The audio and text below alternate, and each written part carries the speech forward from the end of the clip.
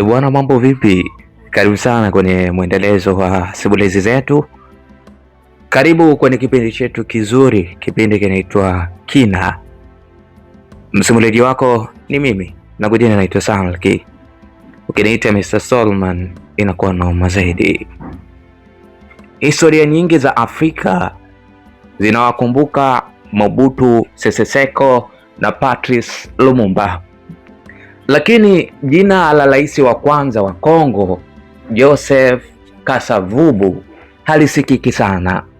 Yawezekana vijana wa sasa hawamfahamu kabisa Kasavubu alikuwa nani, huku wengine jina hilo likiwa geni vichwani mwao. Naamini hata wewe unashangaa kama kuna rais wa namna hii aliwahi kupita katika nchi ya Kongo. Kasavubu alikuwa mmoja wa viongozi walioiongoza Kongo kuelekea uhuru. Lakini kwa nini leo amebaki kivulini? Ni nini kilisababisha mchango wake kufunikwa na viongozi waliokuja baada yake? Hiki ndicho kina cha Joseph Kasavubu, rais wa kwanza wa Kongo huru. Joseph Kasavubu alizaliwa mwaka 1915 katika eneo la Mayombe, magharibi mwa Kongo ya Kibelgiji, ambayo leo ni Jamhuri ya Kidemokrasia ya Kongo. Alitoka katika kabila la Bakongo, mojawapo ya makabila ya kihistoria, mojawapo ya makabila yenye historia ndefu katika Afrika ya Kati. Akiwa mtoto, alipata elimu katika shule za wamisionari wa Kikatoliki kama ilivyo kwa wengi wa watoto wa Kikongo kipindi hicho, ambapo alijifunza nidhamu, uongozi na elimu ya kisasa. Baada ya kumaliza masomo yake, alifanya kazi kama mwalimu na baadaye mtumishi wa serikali ya kikoloni. Lakini kadiri alivyozidi kuona namna Wakongo walivyonyimwa haki na kukataliwa na Wabelgiji kila uchao, ndivyo alivyovutiwa kuingia kwenye harakati za kisiasa. Hapo ndipo safari ya mtu ambaye angekuwa rais wa kwanza wa Kongo ilipoanza. Haikuwa bahati nasibu, bali ulikuwa mchakato wa muda mrefu. Baada ya miaka kadhaa akifanya kazi ndani ya mfumo wa kikoloni, Joseph Kasavubu alianza kuona wazi changamoto ambazo wananchi wa Kongo walikuwa wakikabiliana nazo chini ya utawala wa Kibelgiji. Wakati huo Wabelgiji walikuwa na udhibiti mkubwa wa kisiasa na kiuchumi, huku wa Afrika wakiwa na nafasi ndogo sana katika maamuzi ya nchi yao wenyewe. Hali hii ilianza kuamsha harakati za kudai haki na kujitawala. Kasavubu akaamua kuingia kwenye siasa na kuwa mmoja wa viongozi muhimu wa chama cha Abako. Kasavubu aliamua kuingia kwenye siasa na kuwa mmoja wa viongozi muhimu wa chama cha Abako. Chama hiki kilianza kama harakati ya kulinda utamaduni wa maslahi ya watu wa Bakongo, lakini baadaye kikawa na nguvu kubwa katika mapambano ya kudai uhuru wa Kongo. Tofauti na baadhi ya viongozi waliotaka mabadiliko ya haraka kupitia mapambano makali, Kasavubu alijulikana kwa msimamo wa kisiasa na juhudi za kujenga mamlaka ya Waafrika kupitia mazungumzo na harakati za kisiasa. Mwaka 1959, maandamano na harakati za kudai uhuru ziliongezeka nchini Kongo. Serikali ya Ubelgiji ilianza kupoteza udhibiti na hatimaye ikalazimika kukubali mchakato wa kuipa uhuru Kongo. Katika kipindi hiki jina la Joseph Kasavubu lilianza kupata umaarufu mkubwa. Kutoka kuwa mwanaharakati wa kisiasa, sasa alikuwa mmoja wa watu waliokuwa wakiongoza safari ya Kongo kuelekea kuwa taifa huru. Lakini swali lilikuwa moja: baada ya kupigania uhuru, nani angeiongoza Kongo mpya? Baada ya miaka mingi ya mapambano ya kisiasa, ndoto ya Wakongo ilitimia. Tarehe 30 Juni mwaka 1960, Kongo ilitangazwa kuwa taifa huru baada ya miaka ya utawala wa Ubelgiji. Siku hiyo ilikuwa mwanzo wa sura mpya katika historia ya Afrika. Taifa lililokuwa chini ya ukoloni sasa lilikuwa na nafasi ya kujiongoza lenyewe. Watu walifurahi katika kiwango cha mwisho cha furaha wakiamini wangeipata furaha ya kudumu. Kumbe ilikuwa ni mchezo wa danganya toto. Katika mchakato wa kuunda serikali mpya, Joseph Kasavubu alichaguliwa kuwa rais wa kwanza wa Jamhuri ya Kongo, huku Patrice Lumumba akiteuliwa kuwa waziri mkuu wa kwanza. Kwa wananchi wengi, wawili hao walionekana kama alama ya matumaini mapya. Kasavubu aliwakilisha nafasi ya urais na umoja wa taifa, wakati Lumumba alijulikana kwa msimamo wake mkali wa kutetea uhuru kamili wa Kongo. Lakini nyuma ya sherehe za uhuru kulikuwa na changamoto kubwa zilizokuwa zikisubiri taifa hilo jipya. Jeshi lilikuwa bado linaongozwa na maafisa wengi wa Kiberigiji, uchumi ulikuwa mikononi mwa wageni, na baadhi ya maeneo yalianza kutaka kujitenga. Uhuru ambao ulipaswa kuwa mwanzo wa amani ulikuwa mwanzo wa migogoro mikubwa zaidi katika historia ya Afrika. Wakongo baada ya uhuru walianza safari mpya ya kujitesa wao wenyewe, mateso makubwa zaidi ya wakoloni. Na hapo ndipo safari ya uongozi wa Joseph Kasavubu ilipoingia kwenye kipindi kigumu zaidi cha utawala. Tarehe 30 Juni mwaka 1960, Wakongo walisherehekea siku ambayo walikuwa wameisubiri kwa muda mrefu sana. Taifa lao lilikuwa limepata uhuru na matumaini yalikuwa makubwa kwamba sasa wangeweza kujiongoza wenyewe. Lakini nyuma ya shangwe za uhuru kulikuwa na matatizo makubwa yalikuwa yamejificha. Siku chache tu baada ya uhuru, jeshi la Kongo lilianza kuasi. Wanajeshi wengi walikuwa hawajaridhishwa kwa sababu licha ya uhuru wa nchi, nafasi nyingi za uongozi ndani ya jeshi bado zilikuwa zikishikiliwa na maafisa wa Kiberigiji. Uasi huo ulisababisha hofu kubwa nchini. Serikali changa ya Kasavubu na Lumumba ilikabiliwa na changamoto ya kurejesha utulivu huku nchi ikiwa bado haijajijenga.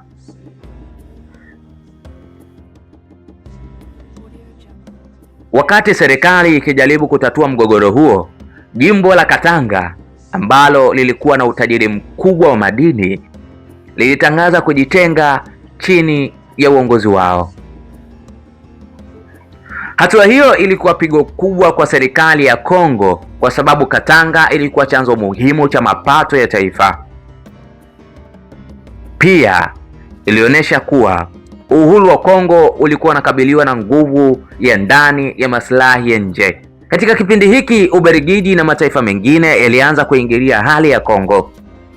Wakati huo, dunia ilikuwa katika kipindi cha vita baridi ambapo Marekani na Umoja wa Kisovieti zilikuwa zikishindana kutafuta ushawishi duniani. Ndani ya serikali, tofauti ya Rais Joseph Kasavubu na waziri mkuu wake Patrice Lumumba zilianza kukua. Wote wawili walitaka kuiona Kongo ikiwa na nguvu, lakini walikuwa na njia tofauti za kulifikia lengo hilo. Lumumba alitaka serikali kuu ichukue hatua kali kurejesha umoja wa taifa, na alipoona msaada wa magharibi hautoshi, alitafuta msaada kutoka Umoja wa Kisovieti. Kasavubu hakukubaliana na mwelekeo huo. Aliona hatua ya Lumumba ingeweza kuingiza Kongo kwenye mvutano wa kimataifa na kuongeza mgawanyo wa kisiasa. Kutokana na tofauti hizo, mgogoro mkubwa ukaanza kati ya viongozi wawili waliokuwa wakiongoza taifa kwenye uhuru. Lakini mgogoro huu haukuwa tena wa watu wawili pekee. Ndani ya kivuli cha mapambano hayo alikuwa mtu mwingine aliyekuwa akisubiri nafasi yake. Jina lake lilikuwa ni Joseph Desire Mobutu. Mgogoro wa Kongo ulipozidi kuwa mkubwa, tofauti kati ya Rais Joseph Kasavubu na Waziri Mkuu Patrice Lumumba zilifikia hatua ambayo haikuwa rahisi tena kuzitatua. Wote wawili walikuwa wameingia madarakani wakiwa na ndoto moja, kuijenga Kongo huru, lakini walikuwa na mitazamo tofauti kuhusu namna ya kuiongoza nchi hiyo changa iliyokuwa imezungukwa na migogoro. Patrice Lumumba alikuwa kiongozi mwenye msimamo mkali wa utaifa. Alitaka Kongo iwe na mamlaka kamili juu ya rasilimali zake na alitaka hatua za haraka kukomesha kujitenga kwa maeneo kama Katanga. Kwa upande mwingine, Joseph Kasavubu alikuwa na mtazamo wa tahadhari zaidi. Aliamini kuwa maamuzi makubwa yanapaswa kufanywa kwa utulivu ili kuepusha Kongo kuingia kwenye mgogoro mkubwa zaidi. Tofauti zao ziliongezeka hasa baada ya Lumumba kutafuta msaada wa Umoja wa Kisovieti ili kusaidia serikali yake kurejesha udhibiti wa maeneo yaliyoweza kujitenga. Hatua hiyo ilifanya baadhi ya viongozi wa ndani na mataifa ya magharibi kuwa na wasiwasi.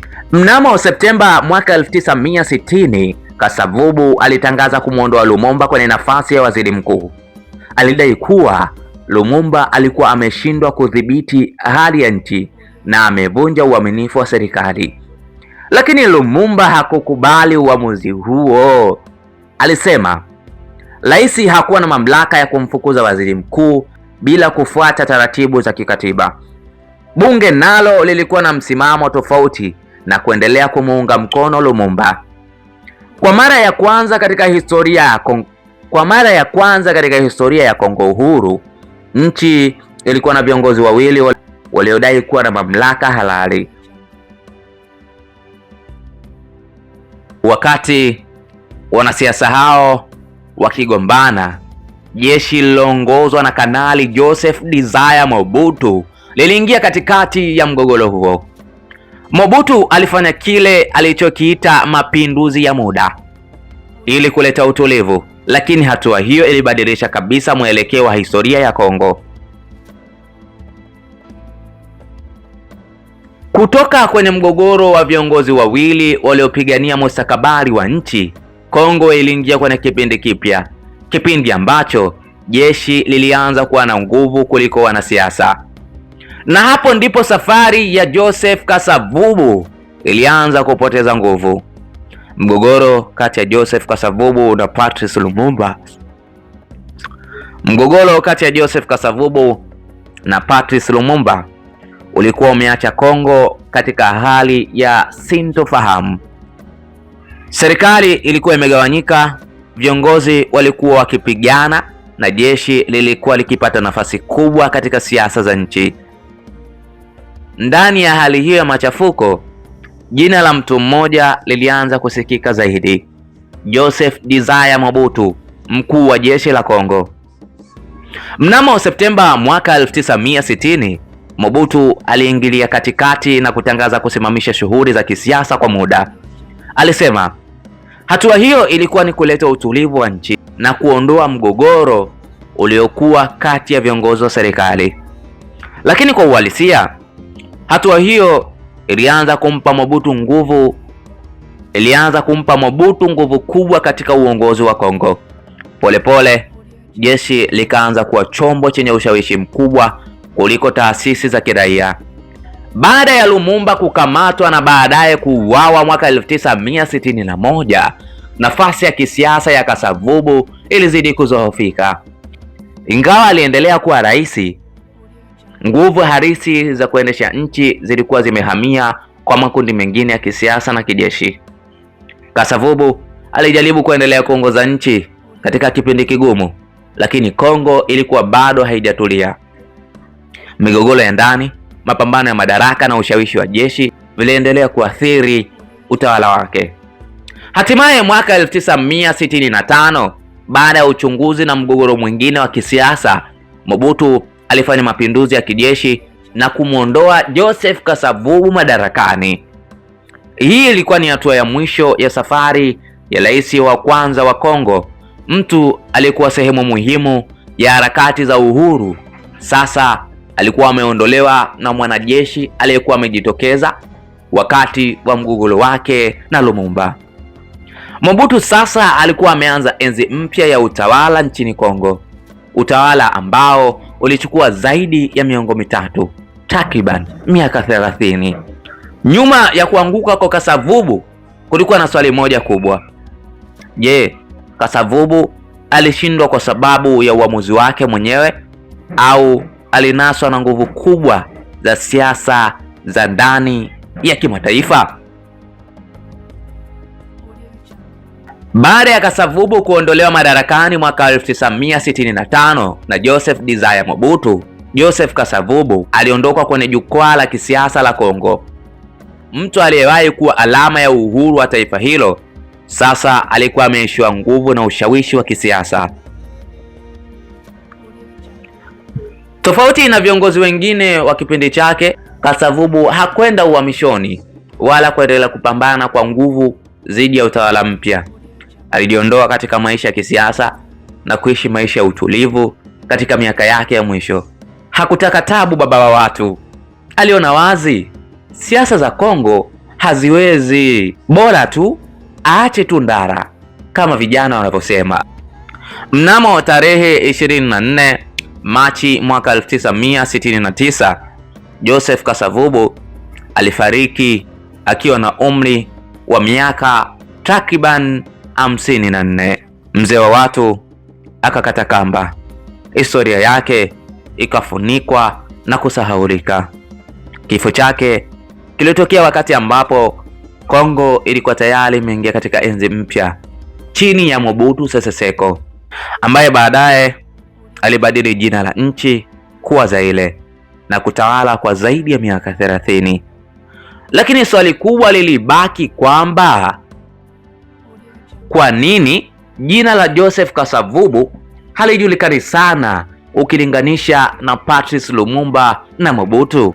Sababu moja ni kwamba historia nyingi zimejikita kwenye matukio makubwa kama kifo cha Lumumba na utawala mrefu wa Mobutu wa zaidi ya miaka 30. Kasavubu alikuwa katikati ya kipindi hicho, kati ya ndoto ya uhuru na machafuko yaliyofuata. Hata hivyo, nafasi yake haiwezi kufutwa. Joseph Kasavubu alikuwa rais wa kwanza wa Kongo huru, mmoja wa viongozi waliopigania uhuru wa nchi hiyo, mhusika mkuu katika mgogoro uliobadilisha mwelekeo wa siasa za Afrika.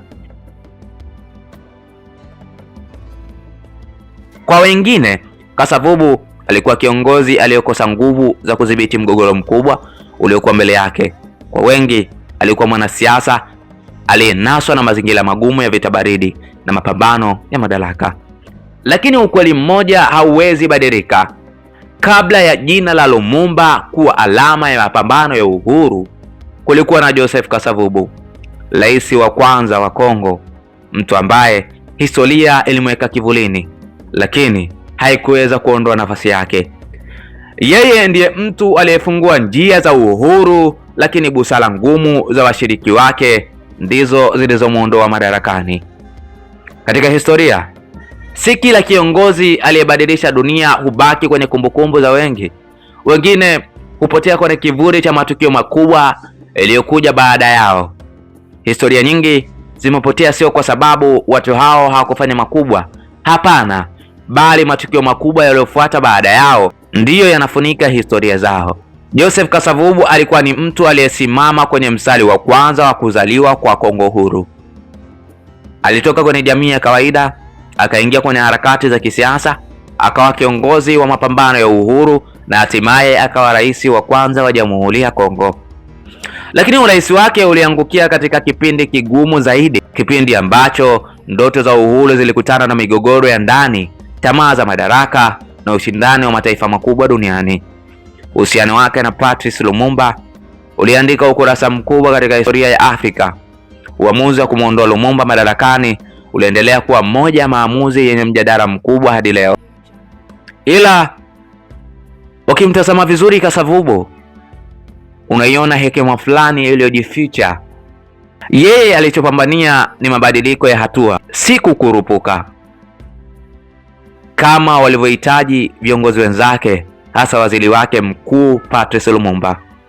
Kwa upande fulani, angempa nafasi ya kuchukua mawazo yake na falsafa yake, basi Kongo isingekuwa hivi kama tunavyoiona leo. Lakini hakuna namna. Kongo iliponzwa na viongozi wao wenyewe. Yule aliyefaa alibezwa na kutolewa madarakani. Majuto ni mjukuu. Hiki ndicho kinachotokea kwa watu wa Kongo. Baadaye yeye mwenyewe alipoteza mamlaka kwa mtu aliyekuwa ameibuka ndani ya mgogoro huo, Mobutu Sese Seko. Lakini nyuma ya majina makubwa ya Lumumba na Mobutu kuna simulizi ya mtu aliyekuwa na mwanzo wa safari ya Kongo kama taifa huru. Joseph Kasavubu hakuwa tu rais wa kwanza wa Kongo, alikuwa shahidi wakati ambapo ndoto ya uhuru ilianza, ikakutana na changamoto na kubadilisha kabisa historia ya Afrika. Je, Kasavubu alikuwa kiongozi aliyeshindwa na mazingira au alikuwa ni mwathirika wa mchezo mkubwa wa siasa za kimataifa? Historia bado inaendelea kujadili kuhusu hilo. Hii ilikuwa ni Kina, sehemu ambayo tunachimba historia mbalimbali kwa undani zaidi kuliko sehemu yoyote ile duniani. Tukutane katika simulizi zingine usizozijua. Mimi naitwa Salki, kinaitwa Mr. Stallman, inakuwa noma zaidi. Nikumbushe tu usisahau kusubscribe na kubonyeza alama ya kengele. Tukutane next time. Bye bye.